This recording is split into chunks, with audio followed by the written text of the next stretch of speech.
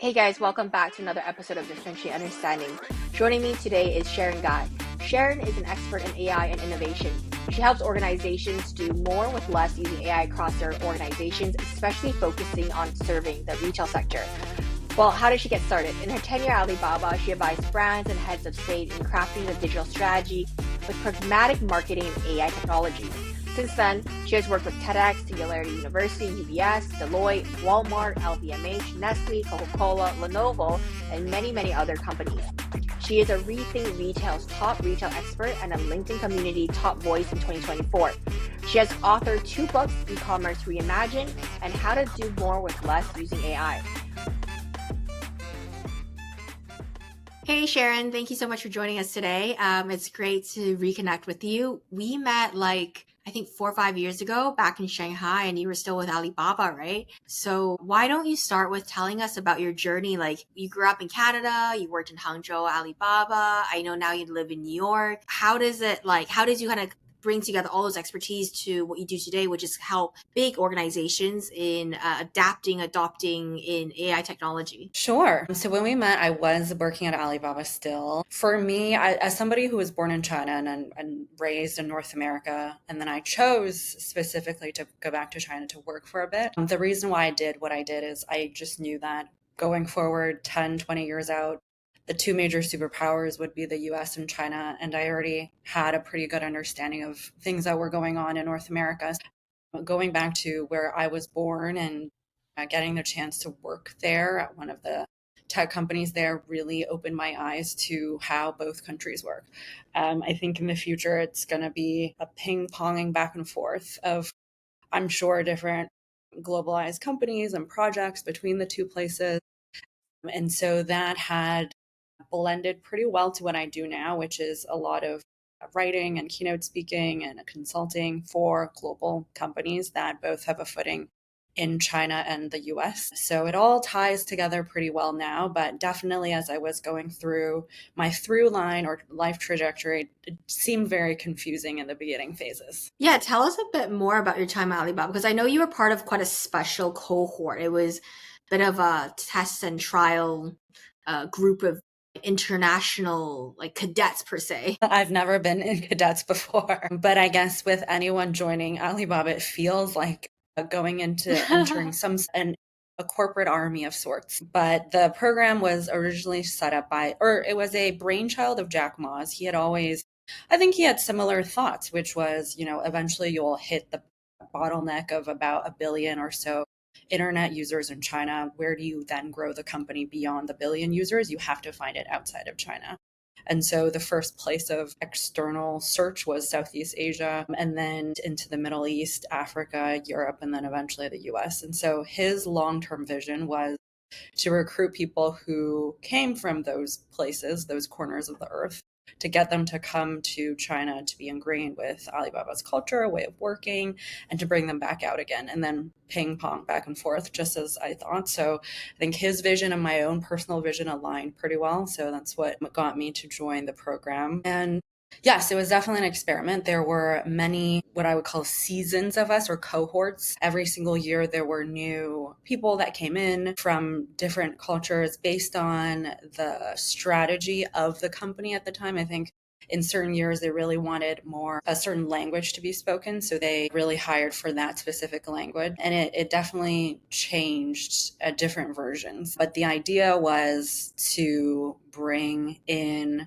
people who were bicultural, multicultural to eventually lead some of the business units that was trying to expand outside of Alibaba. And actually, on that point, what were you doing at Alibaba? I believe you were involved with Tmall, right? So the international business, flagship business of Alibaba's e-commerce sites. Could you tell us a bit more about that? So the first sort of business unit I was in was called Tmall Global.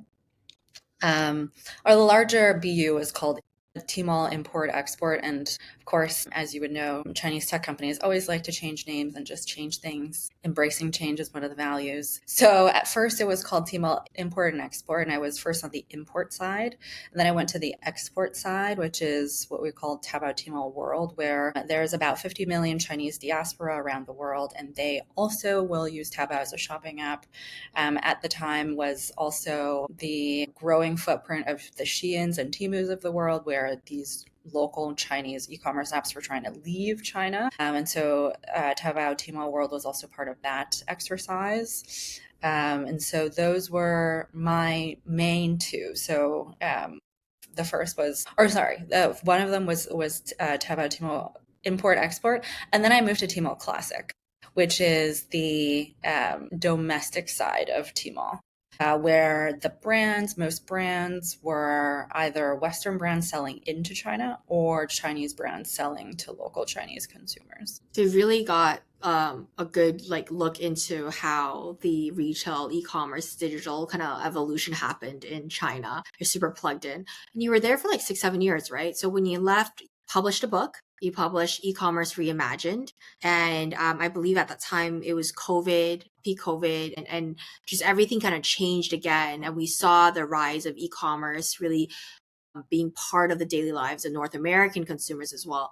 Tell us a bit about, I guess, first your book, and then tell us about what you witnessed over the about 6 or 7 years while you were Alibaba. Yeah. So in 2017, when I joined, it was the height of live streaming starting in China. When I joined Tmall Classic, I was actually one of the first teams to set up a live stream and take it to the US. So funny today, I'm in Kuala Lumpur, Malaysia, where I'm joining you for this podcast, where Jackson Wang had a concert here yesterday.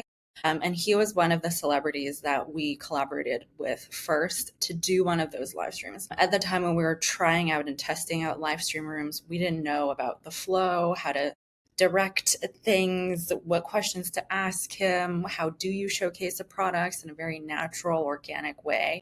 All of those were tests and experiments that we figured out throughout the process. But during that time, I mean, so I do a lot of keynote speaking today, and in a lot of the keynotes that I do, I always start off with comparing just the size of the consumer economy of China, where it is the largest one in the world. It has the most number of internet users. It also just has a very voracious consumption habit.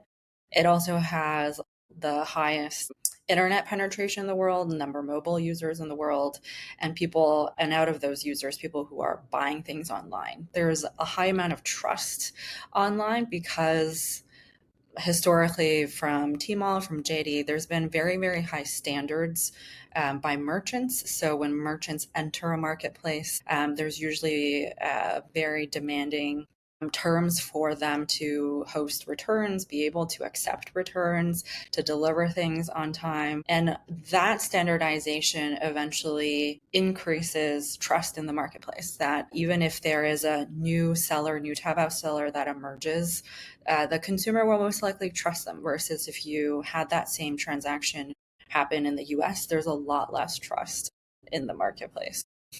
So 2017, 2018, we were laying out all of these foundations. And I think what I took away is the immense competitiveness of that space. And so out of competition, naturally, there's more innovation, because as a merchant, you're fighting for the same eyeball that your competitor is. So either you're going to lower your price or better your brand or better your quality. There's some sort of lever that you have to tweak to be better than your competitor. I'm sure if you heard of the term involution. In China, it's an involutionary environment in schools, in academia, and definitely in business. And so from a brand's perspective, there's just a lot of playful and competitive things that they can do. And Can you give us some examples? Like what kind of playful gimmicks or tricks would people have to use to kind of draw more eyeball over? So back then I was part of the Tmall food team, and I was in category management at the time. And this is a traditional sort of key account structure in all sorts of countries or categories where your top accounts will produce roughly 70 to 80% of your total GMV. And then the next tier, mid-tier type of brands will produce about 10%, and then the long tail produce another roughly 10% or so. And so So is that just in China for Taobao and Alibaba? Is that like a reflection of the whole industry, similar kind of to how the marketplaces play out in the US? It's similar in the US for sure. If Okay. you look at the large FMCG companies, Procter and Gamble, Unilever, and Nestle, the large three will take up about 70 to 80% of the market share. And then depending on the subcategory or the category that they're in, they will pretty much dominate the market, or they'll dictate a lot of what the market how to during that time. Or let me preface by saying that's what you see in a traditional offline heavy space. So in a supermarket, for instance, where things are a lot more traditional. So in 2017, 2018, around that time, it was when there was that huge push into online. And in the food space, there was a lot of D2C brands that sprung out of that. At the time, China didn't have that green light, red light policy. So the consumption sector was really robust. A lot of consumption startups, FMCG related startups, raised a lot of VC dollars and wanted to IPO. So at the time, with their VC dollars in their hands, they were able to create all sorts of new brands. So the Choggies, the Nice Nose, these sort of tea brands and bakery brands that you see often in Southeast Asia or in China, those were all sort of created around that time, the 2017, 2018 time. And I remember online, going back to your earlier question, so what sort of creative things did I see? There was this milk brand that experimented with adopting cows. So in China, depending on where your listeners are, the dairy industry is very traditional, and in China, there's Mengniu and Yili are sort of the two very, very archaic 100-some-year-old companies. Been in China just for so many years, and everyone knows them. And around that time, they would not really do much in the e-commerce space because they knew they had that foothold in the market. And so out came this new brand called, in Chinese, it's called 认养一头牛, which translated is adopt a cow. Funny name. And I think part of their success was also the cleverness in developing that name. I wrote about this case study in my book too. Their goal, or the goal of their founder, was traceability.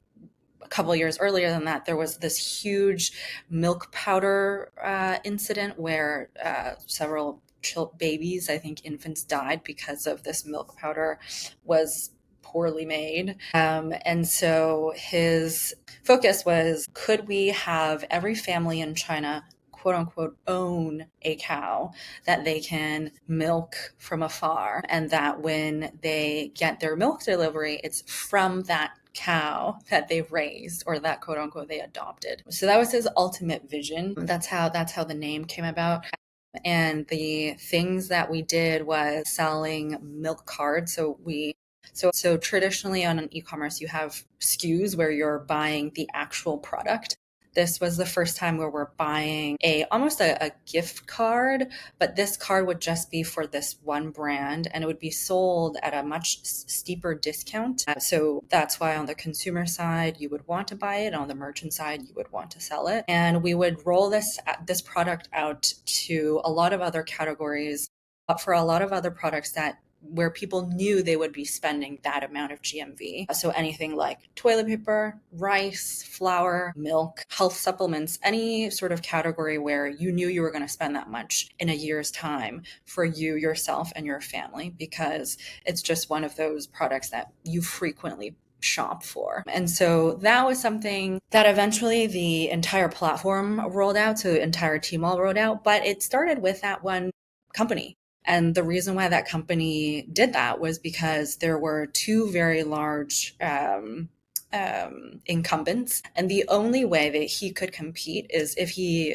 was innovative enough to think of something else. And throughout my time, I worked very closely with that team to see them from day one, where they had 2 followers on their store, to now, if you go and look at that brand, it's the millions of followers they have. I think by now they've also IPO'd, because they were able to IPO before the red light, green light policy. And they set a new standard, because out of that, there was a new type of D2C also sort of mindset that came out of Tmall, where, if you were a no-name brand, if nobody knew who you were, as long as you were able to think of attractive enough and innovative enough things to keep attention and to keep your consumers for first of all, your consumers to discover you, and then for them to come back again and again, you were able to survive, even if you were a newcomer, and even if there were very large established incumbents in your category. And so that was a slice of what I learned and witnessed. And there's many, many more examples, but that one's a pretty notable and memorable one for me. That's like so interesting. I have so many questions, but I don't know if we're gonna be able to double click on everything. Number one is, do you think it had anything to, this is like, we don't have to go fully into this, but I do feel like 2017, 2018, like you said, it was a peak of like also private equity in China, and like D2C consumer brands were just like going nuts, like whether it's like in makeup, cosmetics, F&B, definitely like a lot of brands peaked. I'm surprised that this one's still living, which is great, but it's just like a lot of the makeup brands, like, Perfect Diary also kind of did this, like they kind of just fizzled out, right? There was like these coffee shops all across the country that were coming up that were selling like specialized filtered coffee, whatnot, right? So it's interesting to see that this company was able to utilize innovation in their marketing and branding, but actually sustain this business. Number two, my comment is, how can they actually track which cow? It seems pretty crazy. Like, surely they weren't actually getting the milk from that specific cow, right? Which one should I answer? On the note of the cow, that was his vision. It's not actually no, played today, out, right? I think, well, I also stopped following the brand after I left the company. To my knowledge, it did not go to that extent. However, the extent that it did go to was the founder did do a lot more beyond just the card. He also wanted to, and I'm sure you also probably covered a lot of it, 2017, 2018 was a big push in agriculture from a Chinese government standpoint. He also wanted to create these, he wanted to turn his factory into like a touristic activity where people could go visit the cow, like your cow, or you could go and experience how milk was made, how it was pasteurized, the entire process. It's actually a very, very complicated process before it gets, we sometimes take for granted like packaged or milk from our fridge is taken and drink it, but it goes through so many steps. So within that sort of touristic factor, you could see certain cows were penned off, and there was a video camera on each of them, and each cow was numbered. So you could technically see it, like see your adopted cow. But to date, I don't think it eventually, or that model stayed, but there were many, many experiments that he did. We're going way off track with this conversation with these cows. But I'm gonna just like bring it back, and I'm gonna look up these cows afterwards. But it reminds me also of this Alibaba thing where people try to gather points, and they can own their own trees, and they can plant a tree on Alipay. That's happening, right? Okay. So anyway, let's bring it back. Okay, let's rewind and go back to retail and AI and technology and innovation in retail. So live streaming, you mentioned it, 2016, 2017. You're one of the first, part of the teams that were kind of, really, I guess, leading the frontier of live streaming technology or even the strategy. It's still not that mainstream in the West. So to start with, could you even tell us what even is live stream e-commerce, and how has live stream shopping really changed e-commerce in China? Is that something that you're seeing I guess, adoption in the US right now with TikTok or anything else? Mm-hmm. So live streams e-commerce is when a seller, and you can be a brand, or you can literally be a person who owns something that you want to get rid of on the internet, You turn on your camera and you showcase this product live to an audience, and this audience could be your actual followers or could just be strangers, and then this sale is made. Technically, in the old days on the in the western side, the first adoption of live stream shopping was on Facebook Live, where Facebook Live used to be a big thing. People would go live all the time. And then you host a room, and then you make a bunch of sales, and you're actually recording a lot of the addresses and whoever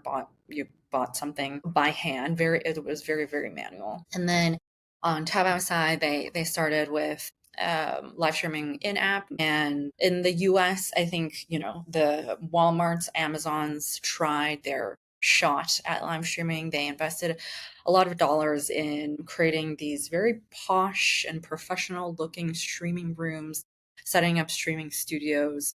And all of that didn't really go anywhere. So it had its spurt Why is of that? interest. I think at the end of the day, it's a timing thing, and two, it's sort of the way that it's done. Yeah, and then I think the third, the host, has something to do with it. So first, timing. In China, when I played with it, it was in 2017. That was still newish in China. China didn't really take off with it. It didn't really become mainstream until 2019-ish. That's when we really understood, and that's when every single brand merchant knew that if I'm outsourcing my operations to a TP, my TP better have a streaming room in their company.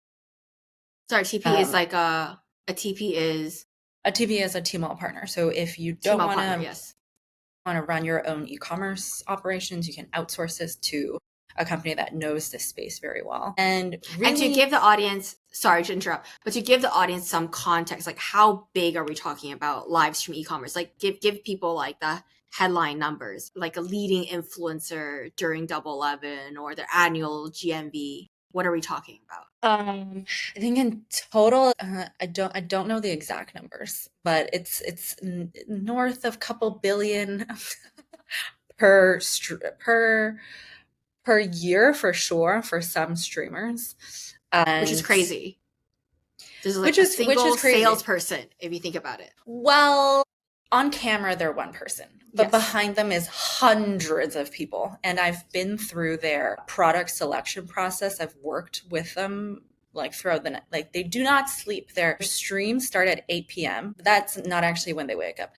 A streamer's day is at 2 p.m. ish in the afternoon. They'll wake up and they will start getting prepared. Their director will usually tell them, today, we're going through the final list.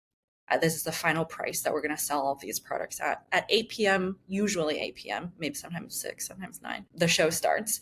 You're streaming for about 4 to 5 hours. So you usually finish at midnight-ish. And then starting midnight to around 5 a.m., you start to review what you just did, because you have literally just talked for 4 to 5 hours. You sold a bunch of products. During Double 11, it might be tens of millions of dollars that you've just sold per show. And then tomorrow it's going to start again. So you're going to review everything that's worked, that's not worked, what you said was right, what you not right, because some of these products repeat again the next day. So they're always fixing their script, and they're always fixing what they can, how. And they buy the inventory, or they take a cut from the brands? They do. How does the business work? They don't buy the inventory. Streamers will not buy the inventory. The only fee that's given to them is from a per brand basis is a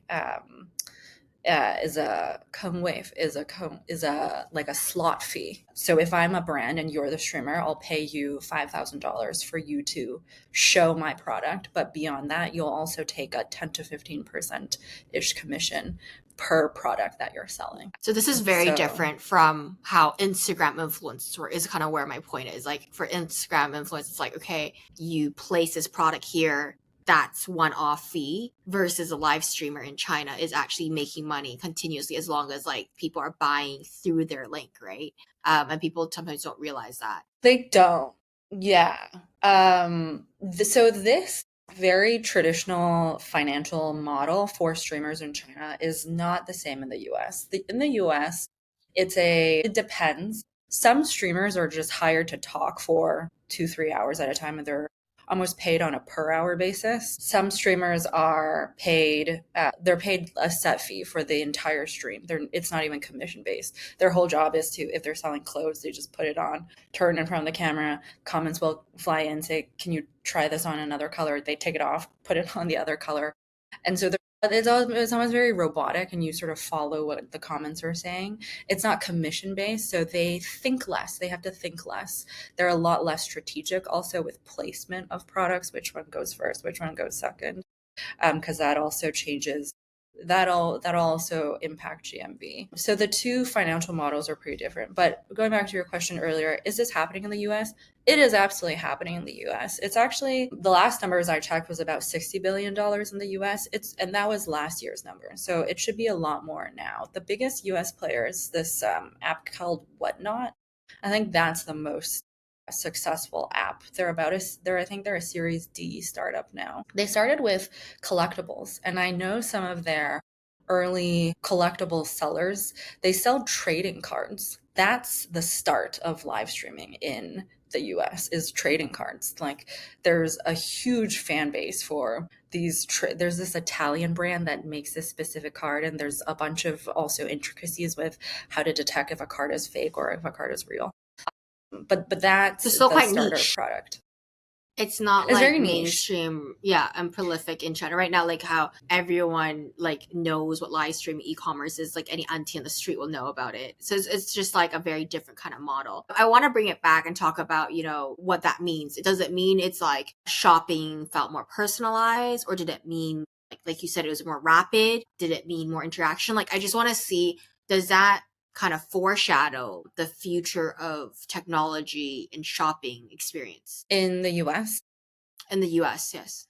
I think it does. It does. The way that I look at it is, at the end of the day, you just want to you want to reduce your barrier between the merchant and the buyer. The reason why live streaming works so well is because it's live. It's so in some of the keynotes that I do, one slide that I have is the evolution of e-commerce. So in the 90s, had Craigslist type listings where it was just a product title and a description. There were not even photos because you didn't have to put any photos. Some sellers were lazy and they just wrote down that I'm selling this leather jacket for $200. And then Amazon came along and enforced the A+ content, or their product detail pages have to be put together in a certain way. So it became photos, and then it was mandatory to have product videos. Then it was mandatory that part wasn't mandatory, but then e-commerce became different influencers showcasing it, and then TikTok started, Instagram, all of that. And so it's pretty natural that things will just evolutionize. And I think this goes back to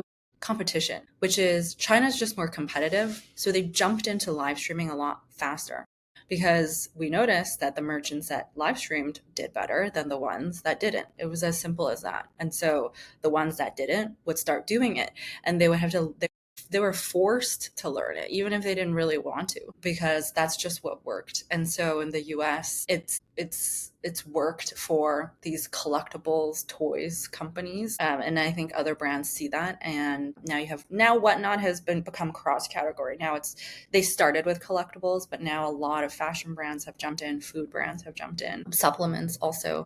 And then in the TikTok shop world, it's more and more common for D2C brands to start streaming also, to outsource their streaming to, now there's a new term called TTPs, which are TikTok shop partners, to do this for them. I have a question. It seems like in some ways that the China side, like you said, the influencers, not influencers, the live streamers themselves actually don't need to be influencers. In many ways, it's not that people go to them. It's not like they bring any extra credibility. They're just the avatar or, you know, the mannequin in many cases. Whereas in the US, it's e-commerce is so heavily reliant on like the actual influencers, like, you know, which celebrity endorses what, you know, makes a big deal.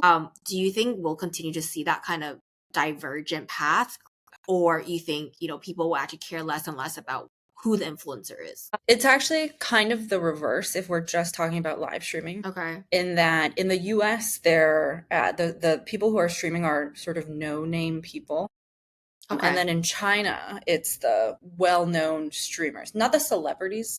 I mean, on both sides, the celebrities, let's take out celebrities because Okay. they, They're their own you game. know, They're their own track. they're Yeah. their own world. Also, some of them do it. Sometimes, yeah. There's definitely there's definitely very well known live streamers like the Austin Lees of the world. They're now a semi-celebrity themselves because they're so famous now. Like that type of profile is non-existent in the US, where Mm-hmm. they've just gotten so good at the streaming side of things, where they've and the branding side of things. So will it diverge? I think for the US at least, you'll have more full-time B2C, more traditional Instagram influencers jump in and try it out. And it's definitely going to be a word of mouth type of thing.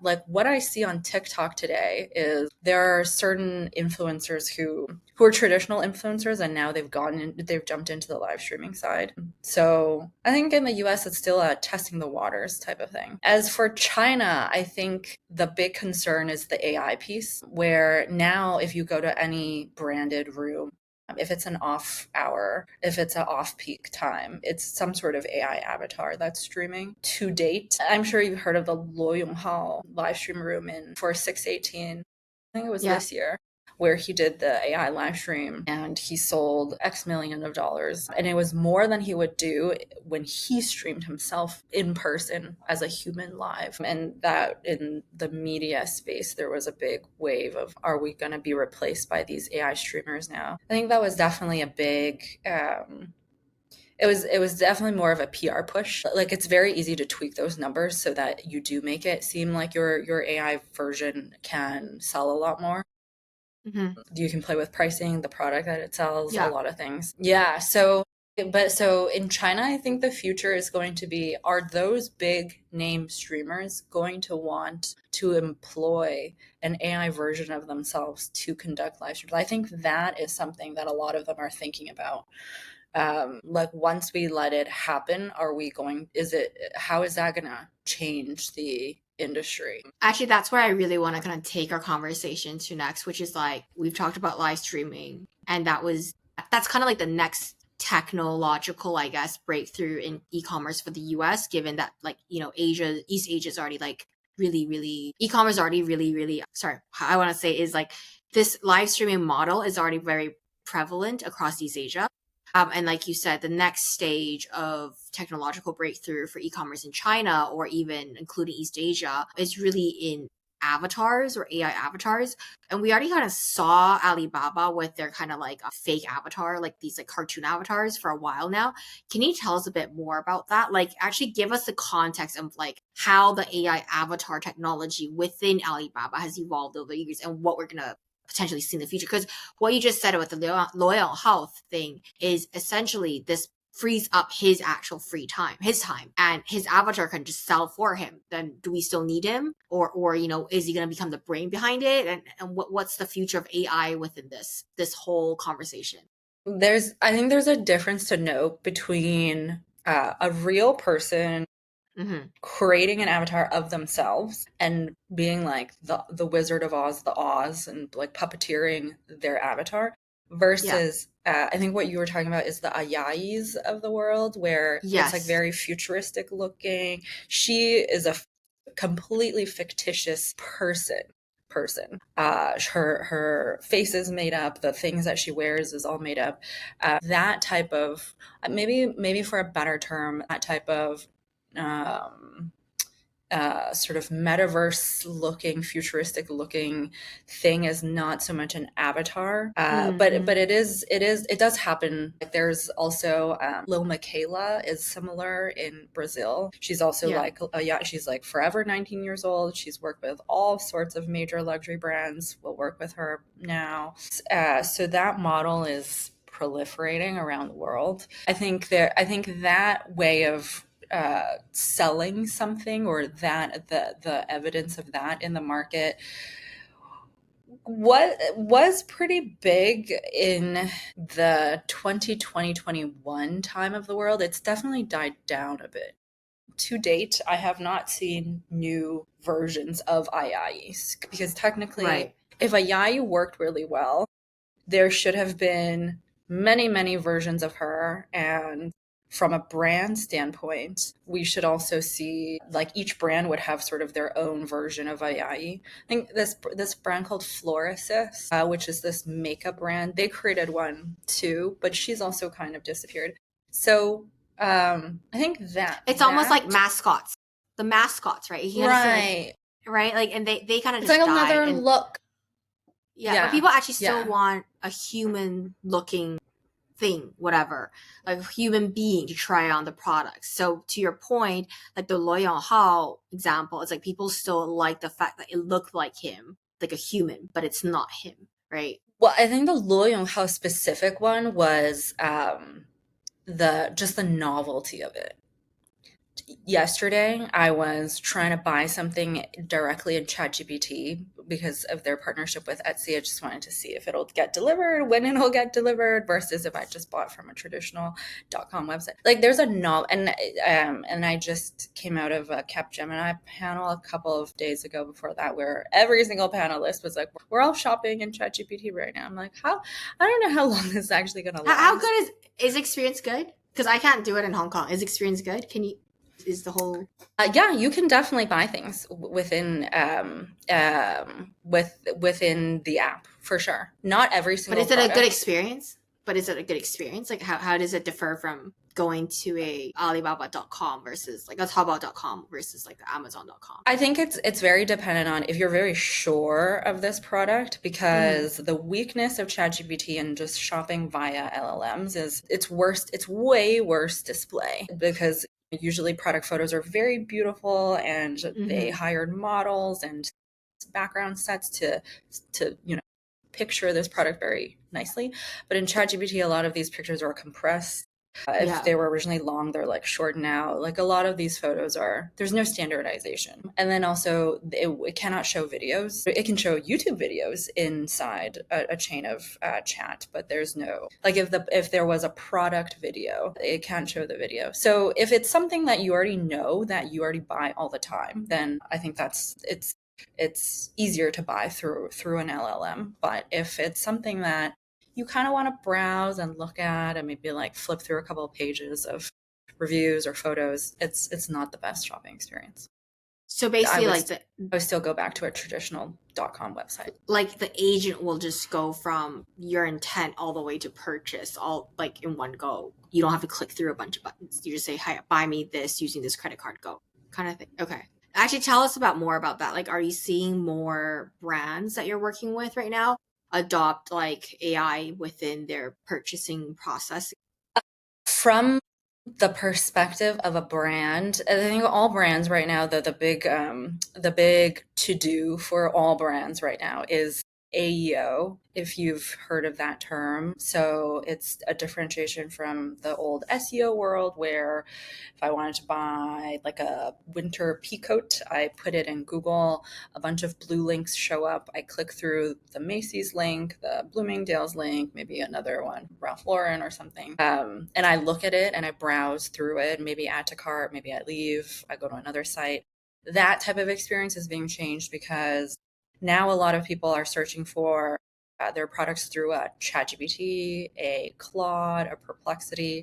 And so now as a brand, how do you not show up as the blue link, but how do you show up in the answer? So if I'm putting in the same query, so I want to buy a winter pea coat and this is my budget and this is my type of style. I want it for this warmth because New York is usually 0 to 8 degrees. In the winter, what are my choices? And then there will be choices that show up, and some brands will show up and some brands won't. So to get your link or to get that SKU to show up, that's called AEO, or stands for Answer Engine or Optimization. And how do you get on that list? How do you make sure you're on that list? There's a lot of things you have to do, and it's also something that all brands and also startups are trying to figure out right now. So it's like a empty space for startups. Like give it another 2 quarters, you'll see a lot of seed stage startups that do exactly this, which is an AEO AEO product, like use me and I will make sure you show up in an answer engine. It's not a sort of like, unfortunately or fortunately, it's not a very straight cut thing. Like if you do X, then you will show up.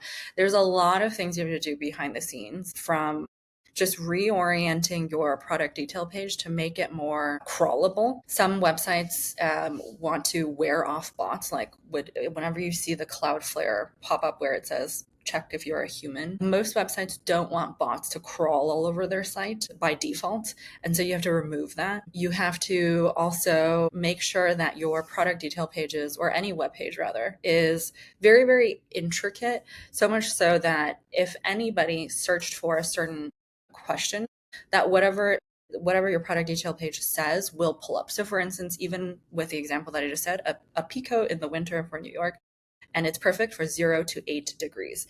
That was part of my question. So specific.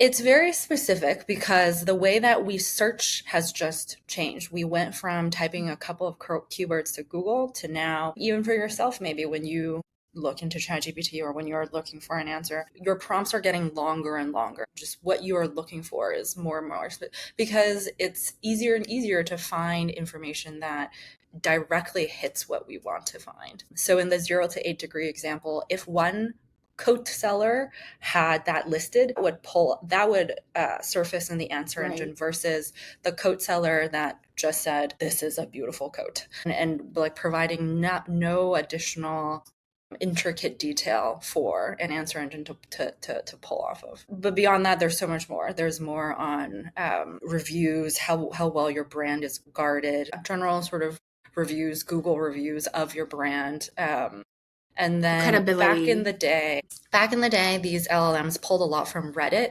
This month or these months, they're removing that Reddit portion more and more because people say random things on Reddit. Also, Reddit is 50% bots anyway. So they're cutting down the amount of information they're going to pull from Reddit. They're now going to pull more from more credible sources. But to get your coat to show up, a lot of brands used to do Reddit campaigns. So they would hire an agency and create a subreddit for their brand and make sure that these SKUs from their new collection was very well reviewed.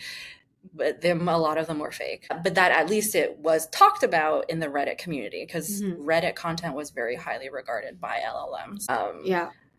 And it's sort of a moving target. Yeah. Would you say then, like, getting on the AEO is probably like these retailers' biggest pain point or choke point right now? It's definitely on the forefront for a lot of them, for sure. What other issues are they kind of facing during this, like, kind of this AI evolution or revolution? In regards to, well, right now for retail, it's just a very tough quarter. Like this year, we had no growth in retail in the US. And the Q4, we might go backwards a bit. So we might go negative 1 percentage point. But that's mainly caused by just people want to cut back on spending. People are buying more private labels instead of original, like being loyal to brands. They just want something more bang for the buck, more quality over or same quality for same dollars that they're spending. And then with all of the inflation, all the tariffs, it also makes goods more expensive. There's just a lot of instability in the market. So everyone is trying to hold on and just maintain and survive. There's also so many retail chains that's closed and just gone bankrupt in the past year. So 2025 has been just a major shakeup for retail. So I think a lot of brands their CFOs are telling them to AIify their teams and to start employing agents instead of more people and increasing headcount in their teams. But I think for a lot of what kind of agents? What kind of agents for all sorts of every segment of the value chain, from product creation, the merchandising piece, to buying. So how can you AIify your procurement team?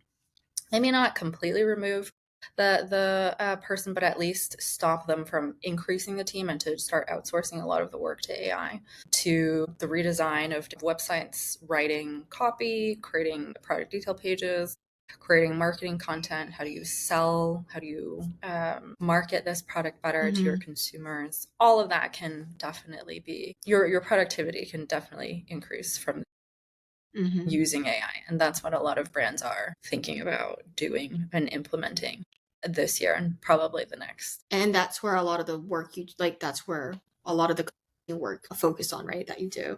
You help them integrate a lot of these AI tools and the AI agents into their work processes. Mm-hmm. Mm-hmm. I think a big actually missing link in from the retail side is there's no one like when people learn about AI, it's through today I read this headline, tomorrow I read that headline, and the next day I took a executive education course with MIT and I got a certificate. It's very sporadic and it's very disparate, and everyone has different information points. I think there's an absence in learning the foundations and the fundamentals and the applicability, the application part for your business. I think those three core things a lot of retailers are not formally doing, because from the tech company side, now you have AI skills as a mandatory piece of your job, but retail is a very traditional business, actually. Yeah. So they're unless you're a D2C type of company, so your team is naturally younger, everybody's in their 20s, they're already playing with Sora on their phone every day, you won't really be part of that sphere. So what's needed is a level set of just learning about AI.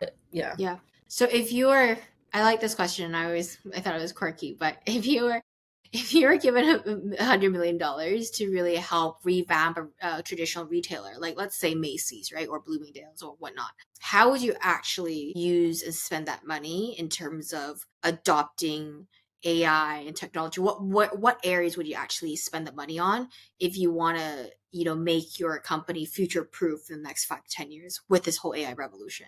I would, instead of looking at where to spend money first, I think I would look back on our business metrics and what number do we want to shoot up more or tweak? Do we want to build our awareness? I think for Macy's, probably not, because everyone's already very aware of this retailer. Do we want our revenue numbers to go higher? Do we want to increase the number of locations? Do we want to increase profit? I think I would zone into an actual business metric. And then from there, cut into what is our bottleneck. So what part of the way that our current team is oriented are they spending the most time on per role? What part of your job should be per role? If you were to do a task organization exercise where there are an e-commerce manager, for instance, you're one in your day-to-day, there's definitely things that you do repeatedly, because every time you upload a new SKU or you're onboarding a new SKU, there's definitely repeated things there. And there's also things that are never repetitive, where, if, for instance, your SKU was just magically picked up by a Sabrina Carpenter and now it's, floating all over the internet.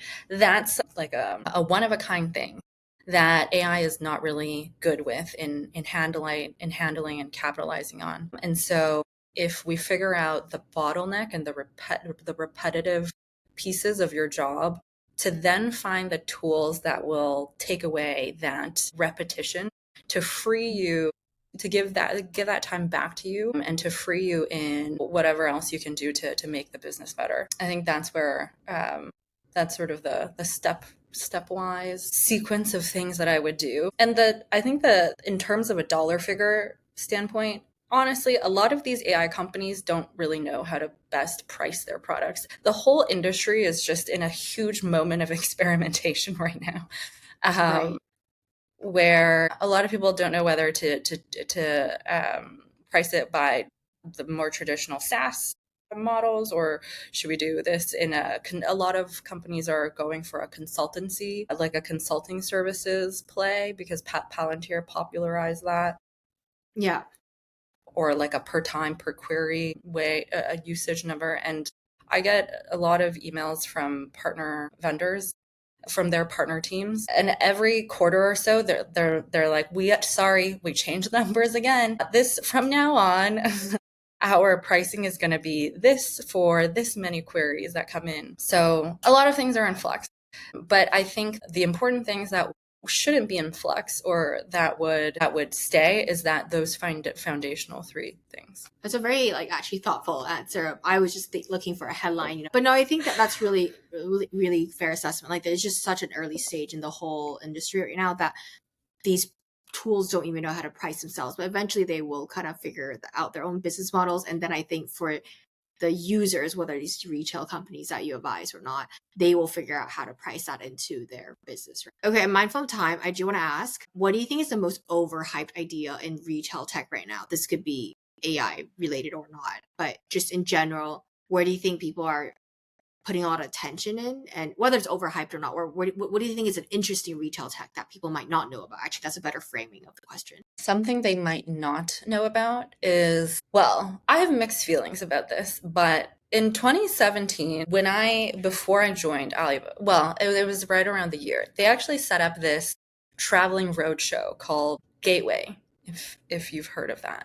They did it first in Michigan. So Alibaba used to really want to bond themselves with the Republican Party and go to all these Republican states and say, China is a huge consumption power. We're going to import so much meat and a lot of chicken and a lot of soy and grain. And so they had this traveling conference called Gateway, and it would go through different states. And I remember there were these Alibaba developers that would make everyone do this demo of putting on a VR headset and looking at Taobao like 3-dimensional, so you can browse through Taobao through the headset. I think that is something that people might not know about. It's not so much hyped, I guess. It's definitely something in the future, but it's definitely not something here in the next 3 to 5 years.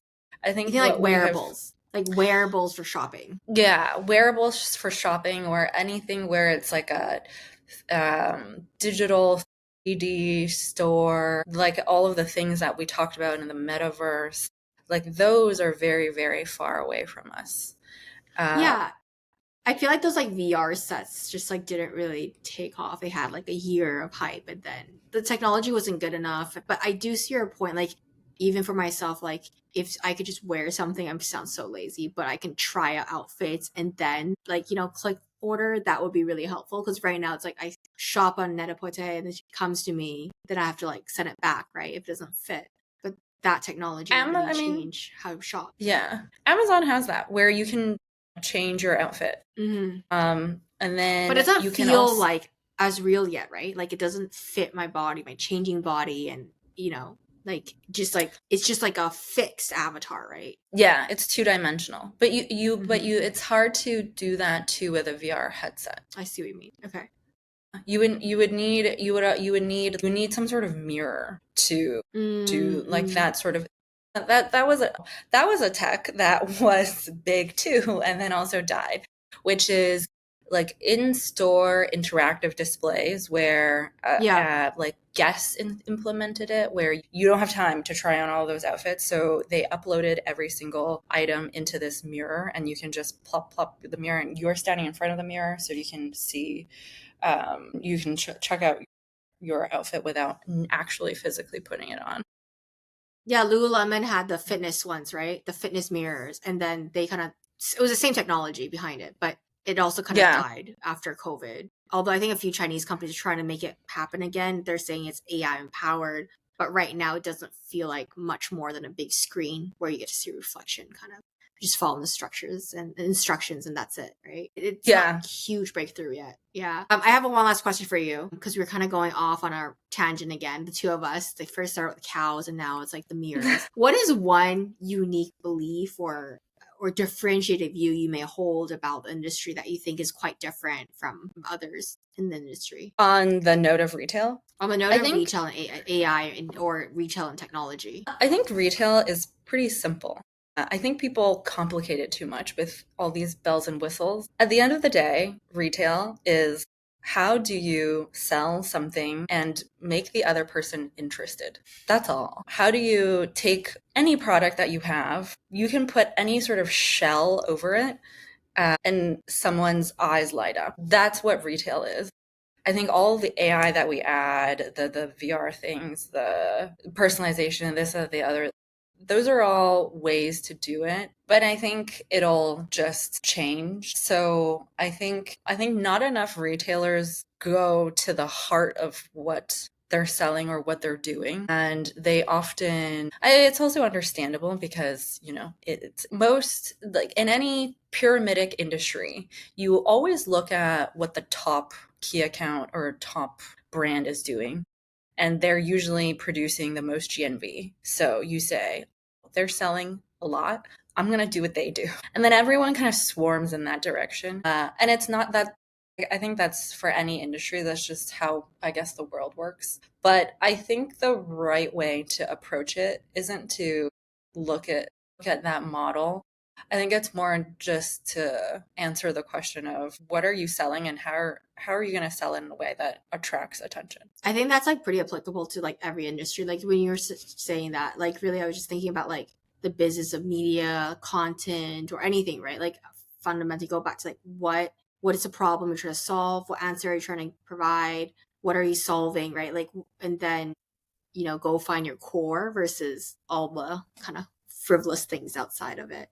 Those are just tools. Anyway, really, really appreciate your time. And I actually really love that you just walked us through the evolution of technology and retail, the intersection of technology and retail from, what we know of e-commerce, marketplace to live streaming to, AI adoption. And we kind of even touched on VR. If you enjoyed this conversation and found it insightful, please follow and subscribe to Differentiate Understanding on Spotify, YouTube, or wherever you get your podcasts.